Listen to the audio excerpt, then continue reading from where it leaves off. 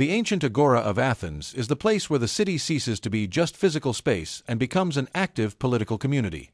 To look at it from the outside means to observe the operational heart of Athenian democracy, not as an abstract theory, but as daily practice. Here politics is not separate from life, but is born from the constant encounter between citizens, institutions, and public speech.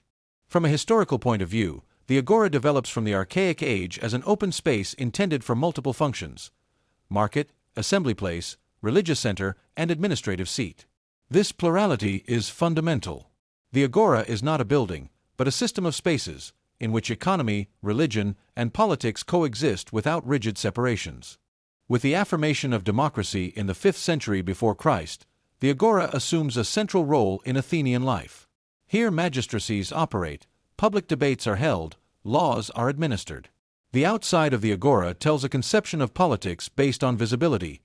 Power must be exercised in the daylight, under the gaze of the community.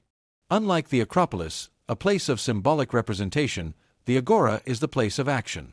It is not separate from the city, but an integral part of it. The outside of the open space allows the continuous passage of people, ideas, and conflicts. Here democracy is exposed to its risks: persuasion, demagogy, direct confrontation. Precisely for this reason, the Agora is essential to Athenian political life. Over the centuries, the Agora is enriched with public buildings, porticos, and temples, which define its functions without enclosing it. The outside remains always readable as a collective space. Even when Athens loses political independence under Macedonian and then Roman rule, the Agora continues to be used as a civic center, a sign of strong institutional continuity. With the arrival of the Romans, some political functions move, but the Agora is not erased. Rome recognizes the symbolic value of the place and preserves it as a memory of Athenian democracy. The outside of the Agora thus becomes testimony of a political model which, although no longer active, remains foundational for Western culture. In the late antique and medieval period, the area is progressively abandoned and transformed.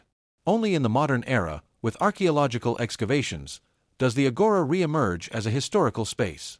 The outside we see today is the result of this rediscovery, a place returned to the city as a document of its political origin.